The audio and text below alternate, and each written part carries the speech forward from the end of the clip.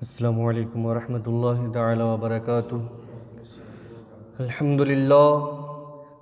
للہ رب العالمین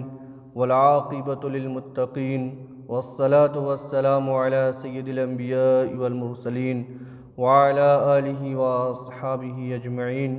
اما بعد فاعوذ باللہ من الشیطان الرجیم، بسم اللہ الرحمن الرحیم۔ وَلَقَدْ خَلَقْنَا الْإِنسَانَ مِن نُطْفَةٍ أَمْشَاجٍ نَبْتَلِيهِ فَجَعَلْنَاهُ سَمِيعًا بَصِيرًا۔ صدق اللہ العظیم وبلغنا رسولہ النبی الامین الکریم ونحن علی ذلک لمن الشاہدین والشاکرین والحمد للہ رب العالمین۔ ان اللہ وملائکتہ یصلون علی النبی یا ایہا الذین آمنوا صلوا علیہ وسلموا تسلیما۔ اللہم صلی علی سیدنا مولانا محمد معدن الجود والکرم وآلہ واصحابہ وبارک وسلم۔ حضرات گرامی، لاسٹ ویک ہم نے ابتلا اور آزمائش پر گفتگو سماعت کی۔ امتحان اور آزمائش اور اس پر صبر، اور اس صبر پر اللہ سبحانہ و تعالیٰ کی جانب سے اجر کیا ہے، بدلہ کیا ہے، یہ ہم نے سماعت کی۔ اور ہم اصحاب اخدود کے واقعے کو کنٹینیو کر رہے تھے۔ یہ واقعہ اللہ سبحانہ و تعالیٰ نے اشارتاً قرآن پاک میں ذکر فرمایا ہے، اور حدیث پاک میں امام مسلم نے صحیح مسلم میں اس حدیث کو تفصیل سے اور اس واقعے کو تفصیل سے روایت کیا ہے۔ کتاب الزہد والرقائق میں، اور ایک سیکشن رکھا ہے، ایک باب رکھا ہے اسی نام سے، باب قصۃ اصحاب الاخدود والساحر والراہب والغلام۔ اس پورے واقعے کو اللہ کے رسول صلی اللہ تعالیٰ علیہ وسلم نے تفصیل کے ساتھ صحابہ کے سامنے بیان کیا رضوان اللہ تعالیٰ علیہم اجمعین۔ اور اس واقعے کا ایک حصہ ہم نے پچھلے ہفتے سماعت کر لی۔ جن لوگوں نے یہ واقعہ نہیں سنا، یعنی جو اس کا آدھا حصہ جو نکل گیا ہے، وہ آپ یوٹیوب پر جا کر کے یہ پوری تقریر اور پورا واقعہ موجود ہے، جو اس کا آدھا پارٹ ہے، وہاں سن سکتے ہیں۔ یوٹیوب پہ چینل ہے حنیف پردیسی، HANIF PARDESI۔ اس چینل کو جا کر کے آپ وہاں سبسکرائب کر کے اس تقریر کو اور اس کا آدھا جو پارٹ ہے، واقعہ ہے، آپ وہاں سماعت کر سکتے ہیں۔ اس کا جو آگے کا واقعہ تھا وہ یوں تھا: ثم فجیء بالراہب فقیل له ارجع عن دینک۔ اور وہ راہب، وہ پریسٹ جس نے اس بچے کو گائیڈ کیا تھا، راہ حق دکھایا تھا، راہ حق کا مسافر بنایا تھا، اب اس راہب کو، اس پریسٹ کو اس بادشاہ کے دربار میں لایا گیا، اور لانے کے بعد اس سے کہا گیا ارجع عن دینک، تو اپنا دین چھوڑ دے، اپنا مذہب چھوڑ دے، turn back from your religion, turn back ہو جاؤ اپنے ریلیجن سے، اپنے مذہب سے۔ تو فابا، اس راہب نے انکار کر دیا، ریفیوز کر دیا کہ ایسا نہیں ہو سکتا ہے کہ ہم اپنے دین کو چھوڑ دیں، اپنے خدا کو چھوڑ دیں، اپنے رب سے بے وفائی کر جائیں، اس کی عبادت کو چھوڑ دیں، یہ نہیں ہو سکتا ہے۔ اس کے بدلے میں جو بھی ہمیں سزا بھگتنی پڑے، جو بھی تکلیف اٹھانی پڑے، جس امتحان سے بھی گزرنا پڑے، ہم اس کے لیے تیار ہیں، لیکن اپنے دین کو چھوڑنے کے لیے تیار نہیں ہیں۔ فدعا بالمئشار، تو بادشاہ نے ایک آرا منگوایا، ایک سو منگوایا، فوضع فی مفرق رأسہ، اور اس آرے کو اس راہب کے سر کے بیچوں بیچ رکھا، اور رکھنے کے بعد یہ آرا ایک اسٹیل بلیڈ ہوتا ہے جس کے دونوں سائڈ پہ ووڈز لگے ہوتے ہیں، جس سے درختوں کو کاٹا جاتا ہے، لکڑیوں کو چیرا جاتا ہے۔ اس رارے کو، اس سو کو اس بادشاہ نے اس راہب و پریسٹ کے سر پہ رکھوایا، اور رکھوانے کے بعد اس کو دونوں طرف سے چلوا دیا۔ فشقہ حتی وقع شقہ، اور اس کو بیچ سے بالکل چروا دیا، بیچ سے اس کو 2 ٹکڑوں میں کٹوا دیا، یہاں تک کہ اس کے دونوں پارٹ دربار میں 2 طرف گر گئے۔ جب راہب کا یہ انجام ہوا، ثم جیء بجلیس الملک، تو پھر بادشاہ کا وہ منسٹر، وہ وزیر جس نے اس دین کو قبول کیا تھا، دین حق کو قبول کیا تھا، جو اللہ سبحانہ و تعالیٰ کی عبادت کرنے لگا تھا اور اللہ کو اپنا رب ماننے لگا تھا، بادشاہ نے اب اس وزیر کو دربار میں بلوایا۔ جب اس وزیر کو بلوایا، فقیل لہ ارجع عن دینک، تو اس وزیر سے، اس مصاحب سے جو اس کا خاص وزیر تھا، وہ پرائم منسٹر کے لیول کا بندہ تھا اس دربار میں، اس کورٹ میں، تو اس وزیر سے کہا گیا ارجع عن دینک، اپنے دین کو چھوڑ دو، اپنے مذہب کو چھوڑ دو، اس راہ حق کو چھوڑ دو، اللہ کو اپنا رب ماننا چھوڑ دو۔ فابا، تو اس وزیر نے، اس منسٹر نے انکار کر دیا کہ میں اپنا دین نہیں چھوڑ سکتا ہوں، اپنا مذہب نہیں چھوڑ سکتا ہوں، اس راہ حق کو نہیں چھوڑ سکتا ہوں، اس جو شراب محبت کو ہم نے پیا ہے، یہ نشہ تمہارے ڈر سے، تمہارے خوف سے اور جان دینے کے خوف سے یہ نشہ نہیں اترنے والا ہے، یہ وہ نشہ نہیں جسے ترشی اتار دے۔ تم ڈراتے ہو کہ ہم تمہیں قتل کر دیں گے، تمہاری جان لے لیں گے، دیکھو تمہارے سامنے تمہارے دوست کے ساتھی کی لاش پڑی ہوئی ہے، 2 ٹکڑوں میں کٹی پڑی ہے، تو اس وجہ سے میں اپنا دین چھوڑ دوں، اپنا مذہب چھوڑ دوں، اس دین سے پھر جاؤں؟ تو اس وزیر نے کہا کہ ایسا نہیں ہو سکتا ہے، جو تمہیں کر گزرنا ہے کر گزرو، جو تمہیں سزا دینی ہے دے دو، جس امتحان اور آزمائش میں تمہیں ڈالنا ہے ڈال دو، لیکن ہم اپنے دین سے پلٹنے والے نہیں ہیں۔ فوضع المنشار فی مفرق رأسہ فشقہ حتی وقع شقہ، تو بادشاہ نے اس کے سر پہ بھی آرا رکھوایا اور حکم دیا کہ اس کو 2 حصوں میں چیر دیا جائے، اور اس کو 2 حصوں میں چیر دیا گیا، یہاں تک کہ اس کے دونوں پارٹ، دونوں حصے جو ہے ایک دوسری طرف گر پڑے۔ 2 لاشیں اور 2 لوگوں کی لاش اس کوٹ اور دربار میں پڑی ہوئی ہے، 2 ٹکڑوں میں، ہر طرف خون بکھرا ہوا ہے۔ ثم جیء بالغلام، ایسے ماحول میں اس بچے کو، وہ بچہ جو ینگ بوائے تھا، بالکل ابھی ٹینیجر تھا، بعض روایتوں میں ہے کہ ابھی بالغ بھی نہیں ہوا تھا، جو پیوبرٹی کی ایج ہے اس ایج تک بھی نہیں پہنچا تھا، اس بچے کو، اس لڑکے کو بادشاہ کے دربار میں لایا گیا۔ 2 لاشیں بکھری پڑی ہیں، 4 ٹکڑے جو ہے انسانوں کے بکھرے پڑے ہیں، خون بکھرا پڑا ہے، اور بادشاہ کے دربار میں اس بچے کو لایا گیا۔ فقیل لہ ارجع عن دینک، تو اس سے بھی کہا گیا کہ تو اپنے دین کو چھوڑ دے، جس خدا کو مانتا ہے اس خدا کو ماننا چھوڑ دے، جس خدا کے سامنے سر جھکاتا ہے اس خدا کے سامنے سر جھکانا چھوڑ دے، میرے سامنے سر جھکاؤ، میرے سامنے سجدہ کرو۔ فابا، تو اس لڑکے نے بھی اپنا دین چھوڑنے سے اور دین حق کو چھوڑنے سے انکار کر دیا، اور اللہ سبحانہ و تعالیٰ کی عبادت سے منکر ہونے سے انکار کر دیا، اللہ کے راستے کو چھوڑنے سے انکار کر دیا، اور شاید زبان حال سے اس نے یہی بات کہی ہوگی کہ جان دے دی ہوئی اسی کی تھی، جان دی ہوئی اسی کی تھی، حق تو یہ ہے کہ حق ادا نہ ہوا۔ یہ جان، ایسی 100 جانیں بھی اگر ایمان کے بدلے میں دینی پڑے تو ہم 100 جانیں بھی قربان کرنے کے لیے تیار ہیں، 100 جانوں کا نذرانہ پیش کرنے کے لیے تیار ہیں، لیکن اس دین حق کو، اللہ کے راستے کو، حق کے راستے کو چھوڑنے کے لیے ہرگز تیار نہیں۔ اور اس بچے نے انکار کر دیا۔ جب انکار کر دیا تو بادشاہ نے اس کی یہ جرت دیکھی، یہ بہادری دیکھی کہ بھرے دربار میں یہ منظر ہے، یہ سین ہے، اور ایسے ماحول میں بھی یہ اتنا بہادر ہے، اتنا ہمت والا ہے، اتنا کریج والا ہے کہ میرے سامنے دین چھوڑنے سے منکر ہے، یہ راہ حق کو چھوڑنے کے لیے تیار نہیں ہے۔ تو بادشاہ کو یہ بات بھی معلوم تھی کہ شہر میں اس کی ایک شہرت ہے، لوگ اس سے عقیدت اور محبت رکھتے ہیں، لوگ اس کو مانتے ہیں، کیونکہ لوگوں کا بڑا یہ ہیلپ کرتا ہے۔ کوئی بیمار ہو گیا تو اس کی دعا کرتا ہے، ٹھیک ہو جاتا ہے۔ کوئی اندھا ہے، سامنے آ گیا، دعا کر دی، ٹھیک ہو گیا۔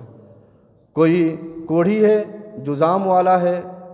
اور دوسری بیماریوں والا ہے، اس کے سامنے آتا ہے، اس کے لیے دعا کرتا ہے، وہ ٹھیک ہو جاتا ہے۔ تو بادشاہ کو معلوم تھا کہ یہ شہر میں لوگوں کے درمیان کتنا پاپولر ہے، کتنا مشہور ہے۔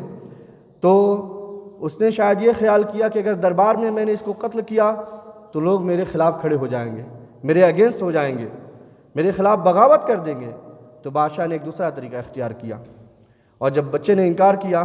کہ میں اللہ کے راستے کو چھوڑنے کے لیے تیار نہیں ہوں، میں اللہ کے دین کو نہیں چھوڑوں گا، میں اللہ کو اپنا معبود مانوں گا، فدفعہ الی نفر من اصحابی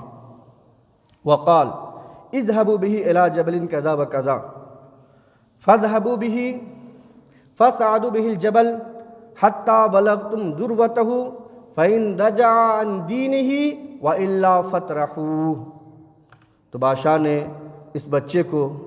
اپنے کچھ خاص لوگوں کے، کچھ خاص کورٹیز تھے، کچھ خاص اس کے کیمپینینز تھے، کچھ خاص لوگ، کچھ خاص مصاحب تھے، ان کے حوالے کیا اور کہا کہ اس بچے کو لے کر کے فلاں فلاں پہاڑ پہ جاؤ، فلاں فلاں ماؤنٹین پہ جاؤ اسے لے کر کے، اور وہاں جانے کے بعد جب پہاڑ پہ تم اوپر چلے جانا، بالکل اس کے ٹاپ پہ پہنچ جاؤ، اس کی اونچائی پہ پہنچ جاؤ، تو بچہ ہے شاید اس اونچائی کو دیکھ کر کے گھبرا جائے، اس بلندی کو دیکھ کر کے گھبرا جائے، اور وہاں اس سے پوچھنا کہ تم اپنے دین کو چھوڑنے کے لیے تیار ہو، تم اپنے مذہب سے پلٹنے کے لیے تیار ہو، فَإِن رَجَعَ عَن دِينِهِ، اگر یہ اپنے دین سے پلٹ جائے، اپنے مذہب کو چھوڑ دے، اللہ کو اپنا رب ماننا چھوڑ دے، تو بہتر ہے اسے واپس لے آنا، وَإِلَّا فَاطْرَحُوهُ، ورنہ اس بلندی سے، وہ ٹاپ سے اس کو نیچے پھینک دینا تاکہ یہ ہلاک ہو جائے، مر جائے۔ تو جب یہ لوگ فَذَهَبُوا بِهِ فَصَعِدُوا بِهِ الْجَبَلَ، یہ لوگ لے کر کے اس بچے کو چلے اور اس پہاڑ تک پہنچے جو کہیں شہر کے باہر رہا ہوگا، اور اس پہاڑ کے اوپر چڑھے، اور جب یہ اس پہاڑ کے اوپر چڑھے بچے کو لے کر کے، تو اس بچے نے اللہ سبحانہ و تعالیٰ کی بارگاہ میں ایک دعا کی، اللہم اکفنیہم بما شئت، یا اللہ جیسے بھی تو چاہے، جس طرح بھی تیری مرضی اور خواہش ہو، تو مجھے ان لوگوں سے بچا لے، تو میری حفاظت کر، سیو می فرام دیم، مجھے ان سے بچا لے، میری حفاظت فرما۔ بچے نے یہ دعا کی، فرجفا بہم الجبل فسقطوا، یا اللہ کے رسول صلی اللہ تعالی وسلم واقعہ سنا رہے ہیں، فرماتے ہیں کہ اس نے دعا کی ہے اور اس کے بعد اس پہاڑ میں ایک زلزلہ آ گیا ہے، ایک کوئک آ گیا ہے، جیسے ارتھ کوئک آتا ہے، اس طرح سے وہ پہاڑ زلزلہ آ گیا، ہلنے لگا ہے، اور ہلنے لگا، اس قدر ہلنے لگا ہے کہ اس بچے کے علاوہ جتنے بھی لوگ اس کے ساتھ تھے سبھی اس پہاڑ سے نیچے گر کر کے ہلاک ہو گئے، سبھی موت کے گھاٹ اتر گئے، اور یہ بچہ محفوظ رہا۔ اس بچے کو ایک خروش تک نہ آئی، اور پھر یہ وہ پہاڑ سے اترا اور چلتا ہوا وجا یمشی الی الملک، چلتا ہوا بادشاہ کے دربار میں آ گیا۔ تو بادشاہ نے پوچھا ما فعل اصحابک، جو لوگ تیرے ساتھ گئے تھے ان کا کیا ہوا، وہ کہاں ہے؟ تو بچے نے کہا کفانیہم اللہ، اللہ سبحانہ و تعالیٰ نے مجھے ان لوگوں سے بچا لیا ہے،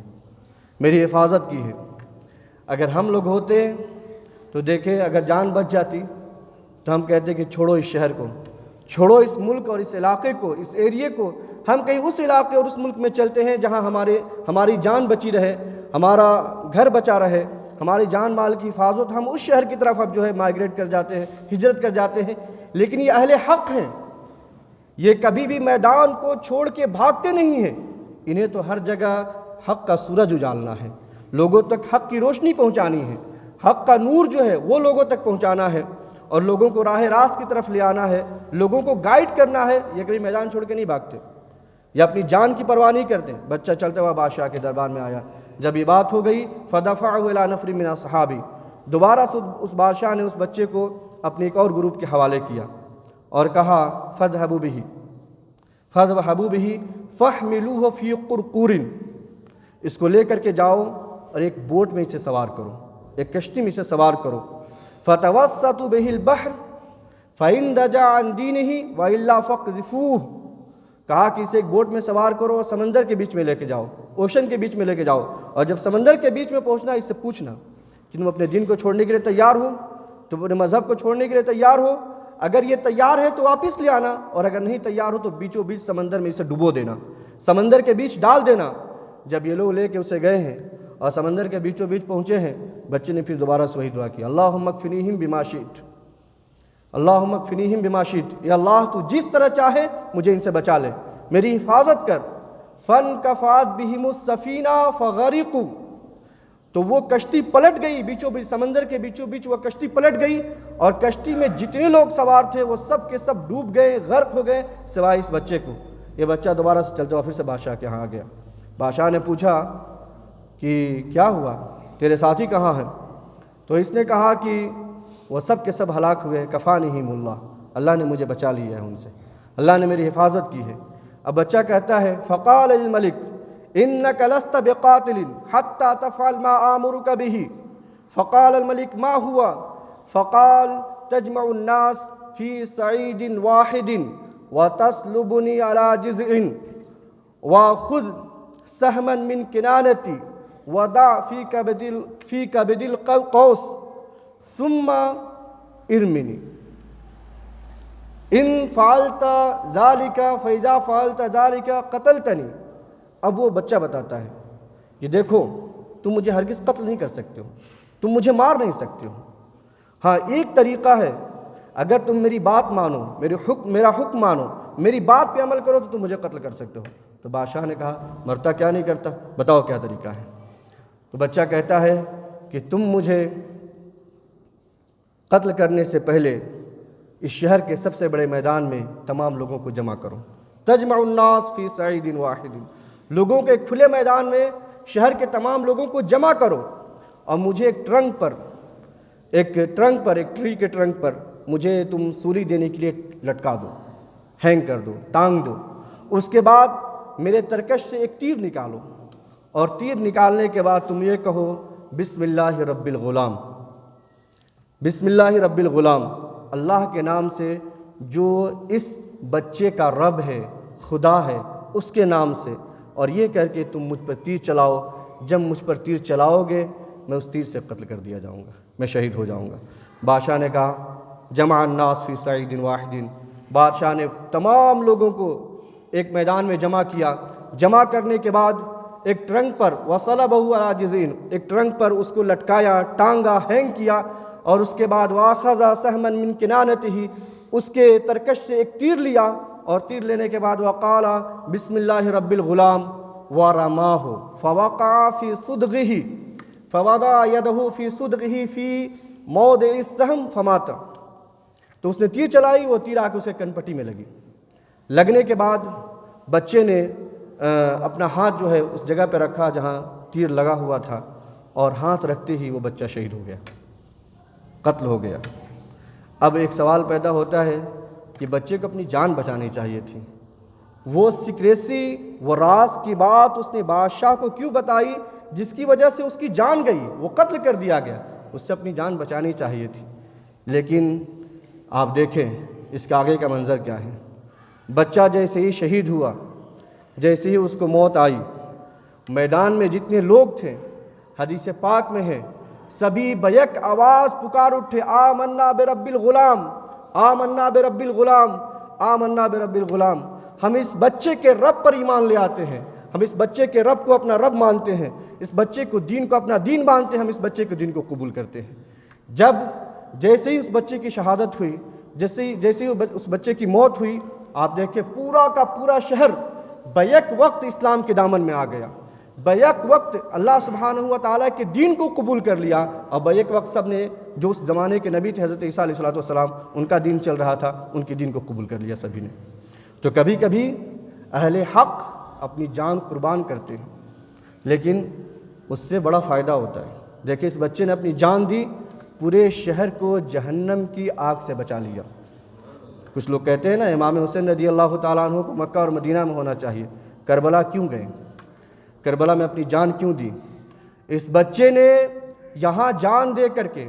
پورے شہر کو جہنم سے بچایا۔ امام حسین رضی اللہ تعالیٰ عنہ نے اپنے پورے کنبے، پوری فیملی اور خود کی جان دے کر کے اسلام کو ہمیشہ کے لیے بچا لیا، قیامت تک کے لیے محفوظ کر لیا۔ تو اہل حق کبھی اپنی جان دیتے ہیں، اس کا جو بدلہ ہے وہ انہیں معلوم ہے کہ اس کا رزلٹ کیا سامنے آنے والا ہے، اس کا نتیجہ کیا سامنے آنے والا ہے۔ بچے نے جان دی، شہید ہوا، پورا شہر مسلمان ہو گیا۔ جو اس کے کارندے تھے بادشاہ کے، وہ بھاگتے ہوئے بادشاہ کے پاس گئے، کہا رأیتا، تم نے دیکھا کیا ہوا؟ جس بات سے تو ڈرتا تھا، جس بات کی تجھے خوف تھا، وہی اللہ سبحانہ و تعالیٰ نے کر دیا ہے۔ تو ڈرتا تھا کہ لوگ ہمارے خلاف نہ ہو جائیں، لوگ میرے خلاف بغاوت نہ کر دے، لوگ مجھے اپنا رب ماننا نہ چھوڑ دیں، سارا شہر جو ہے تجھے رب ماننے سے انکار کر دیا ہے، تیرے سامنے سر جھکانے سے انکار کر دیا ہے، پورا شہر اسی اللہ کو ماننے لگا ہے جس اللہ کو وہ بچہ اپنا رب مانتا تھا۔ تو بادشاہ نے کہا فامرا بالاخدود فی افواہ السکک، تو اس نے حکم دیا کہ ایسا ہے تو ایک کام کرو، شہر کے جتنے روڈ ہیں ان سب راستوں کی ایج اور کنارے پر خندقیں کھود دو، ڈیچز جو ہے ڈگ کر دو، اور اس خندقوں کو کھودنے کے بعد اس میں آگ لگاؤ، اور جب آگ کے شعلے بلند ہونے لگے شہر کے ایک ایک آدمی کو بلاؤ، اور بلانے کے بعد اس سے پوچھو کہ کیا وہ اپنا دین چھوڑنے کے لیے تیار ہے، من لم یرجع عن دینہ فاحموہ فیہا، اگر کوئی اپنا دین چھوڑنے کے لیے تیار نہیں ہے تو جو اپنے دین سے انکار نہ کرے، جو اپنے دین سے نہ پھرے، اس کو اٹھا کر کے آگ کے اندر ڈال دو۔ اور شہر کے ایک ایک آدمی کو ہر روڈ سے، ہر سڑک سے بلایا جانے لگا، اور اس کے کارندے، اس کے آفیسرز جو ہے ہر روڈ کے کنارے پر اپنی کرسیاں بچھا کر کے بیٹھے ہوئے تھے، اور ایک ایک آدمی سے یہ بات پوچھتے کہ تو اس دن کو چھوڑنے کے لیے تیار ہے، نہیں تیار ہے تو اسے اٹھا کر کے آگ میں ڈال دیتے، اسے اٹھا کر کے آگ میں پھینک دیتے۔ حتی جاءت امرأۃ، اللہ کے رسول صلی اللہ علیہ وسلم فرماتے ہیں یہاں تک کہ ایک عورت آئی، ومعہا صبی لہا، اور اس کی گود میں ایک بچہ تھا، دودھ پیتا بچہ، he was not able to speak, ابھی بولنے کی صلاحیت اس کے اندر نہیں تھی، ابھی بات نہیں کر سکتا تھا۔ وہ بچہ لے کر کے جب وہ عورت آئی تو اپنے بچے کی محبت میں اس کے اندر ایک جھجک ہوئی، ایک ہیزیٹیشن آیا، ایک گھبراہٹ ہوئی کہ کیا میں یہ دین چھوڑ نہ دوں، کہ اپنے بچے کی جان بچا لوں، یہ میرا دودھ پیتا بچہ ہے۔ فتقاعست ان تقع فیہا، اسے ایک جھجک ہوئی، گھبراہٹ ہوئی کہ وہ آگ میں چھلانگ لگائے یا اس دن کو چھوڑ دے۔ اللہ کے رسول صلی اللہ علیہ وسلم فرماتے ہیں فقال لها الغلام یا امہ اصبری فانک علی الحق، تو وہ بچہ جو ہے وہ ماں کی گود سے بول پڑا، اے میری ماں تو صبر کر، تو حق پر ہے، تو صحیح دین پر ہے، تو بالکل نہ گھبرا، اس دین کو چھوڑنا نہیں، چاہے اس کے لیے اپنی جان ہی قربان کیوں نہ کرنی پڑے۔ اور ان کے آفیسرز نے، سپاہیوں نے اس بچے سمیت اس عورت کو بھی آگ کے اندر پھینک دیا۔ یہ سبھی شہر والوں کو انہوں نے ہلاک کیا، قتل کر دیا، لیکن نتیجہ کیا ہوا؟ وہی نتیجہ ہوا جو کربلا کے میدان میں امام حسین رضی اللہ تعالیٰ عنہ کو لوگوں نے شہید کیا۔ 5 سال کے اندر پورے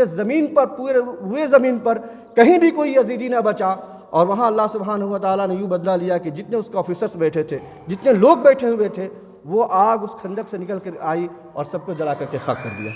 سبھی تباہ و برباد ہو گئے، اس کی سلطنت بھی ختم ہو گئی۔ اس پورے واقعے کو سنانے کا مقصد یہ ہے کہ آپ دیکھیں کہ جنہوں نے جو راہ حق کے مسافر بنے، جنہوں نے اللہ کو اپنا رب کہا، جو ایمان لے آئے، وہ کسی بھی عہدے، کسی بھی منصب کی پرواہ نہ کی، جب ان سے امتحان لیا گیا، جب انہیں آزمائش میں ڈالا گیا، ہر چیز قربان کرنے کے لیے تیار ہو گئے۔ اور اس واقعے میں دنیا کے پوسٹ سے لے کر کے مذہبی پوسٹ، یہاں تک کہ جو کامن مین ہیں، سبھی نے امتحان دیا۔ وہ وزیر دنیا کے اچھے پوسٹ پر تھا، لیکن پوسٹ کی پرواہ نہ کی، نہ صرف اپنے پوسٹ اور رینک کی پرواہ نہ کی بلکہ اپنی جان کی پرواہ نہ کی، اپنی جان بھی دے دیا لیکن دین کو نہیں چھوڑا۔ وہ راہب ایک مذہبی شخص تھا، لیکن اپنی دین کی حفاظت کے لیے، اپنے مذہب کی حفاظت کے لیے اپنی جان کا نذرانہ پیش کر دیا، لیکن دین کے راستے سے اس کا قدم ڈگمگایا نہیں، سلپ نہ کیا کہیں بھی۔ وہ کامن لوگ جو شہر کے تھے، سبھی نے اپنی جان قربان کر دی، یہاں تک کہ اس دودھ پیتے بچے نے بھی اپنی جان قربان کر دی، لیکن اللہ سبحانہ و تعالیٰ کے راستے سے ان کا قدم ڈگمگایا نہیں۔ ہم اللہ سبحانہ و تعالیٰ کو ماننے والے ہیں، اس پر یقین رکھتے ہیں، ایمان رکھتے ہیں، مسلمان ہیں۔ اگر ہمیں کبھی زندگی میں کوئی آزمائش آئے، کوئی ہم سے امتحان لیا جائے، کسی مصیبت یا پریشانی میں آئے، ہمارے قدم ڈگمگانے نہیں چاہیے، صبر کا دامن ہمارے ہاتھ سے چھوٹنا نہیں چاہیے، بلکہ ہمیشہ صبر کے دامن کو پکڑ کر کے رکھیں، اللہ سبحانہ و تعالیٰ کے راستے پر مضبوطی سے قائم رہے۔ اللہ تبارک و تعالیٰ جب آپ صبر کریں گے ان مصیبتوں پر، اس کا بہترین اجر اور بدلہ عطا فرمائے گا۔ ایک آخری بات 1-2 منٹ اور لوں گا کہ ایسی ہی آزمائش آج دیکھیں امت کے کچھ حصوں پر آیا ہوا ہے۔ آپ سبھی واقف ہیں، جانتے ہیں کہ پاکستان کے کچھ علاقے میں کس طرح سے یہ کچھ لوگ اپنے بھائی آزمائش میں مبتلا ہیں، امتحان میں مبتلا ہیں۔ آپ کو اچھی طرح معلوم ہے، آپ جانتے ہیں ہم مسلمان ہیں، اور اللہ کے رسول صلی اللہ تعالی وسلم نے فرمایا المسلمون کرجل واحد، مسلمان آپس میں ایک جسم کی طرح ہے۔ جیسے ہماری باڈی ہے، ہمارا جسم ہے، اگر کہیں ہاتھ دکھتا ہے تو پورے جسم میں کہیں سکون نہ ہوتا ہے، پورے جسم کو قرار نہ آتا ہے۔ آگے حضور علیہ الصلوۃ والسلام نے فرمایا وَإِنِ اشْتَكَىٰ عَيْنُهُ اشْتَكَىٰ كُلُّهُ وَإِنِ اشْتَكَىٰ رَأْسُهُ اشْتَكَىٰ كُلُّهُ، اگر آنکھ دکھتی ہے، آنکھ میں تکلیف ہوتی ہے، پورا جسم تکلیف محسوس کرتا ہے، پورا جسم اس درد کو محسوس کرتا ہے۔ اگر سر میں تکلیف ہوتی ہے، سر میں درد ہوتا ہے، پورا جسم اس درد کو محسوس کرتا ہے۔ ہمارے لیے ہمارے نبی نے کوئی باؤنڈری اور سرحد نہ کھینچی، ہمارے لیے صرف ایک سرحد رکھی ہے، ایمان کی سرحد، ایمان کی باؤنڈری۔ دنیا کے کسی علاقے میں، کسی خطے میں، کسی ایریا میں مسلمان بستے ہیں، اگر انہیں تکلیف ہوتی ہے ہمارا دل دکھتا ہے، ہمیں تکلیف ہوتی ہے۔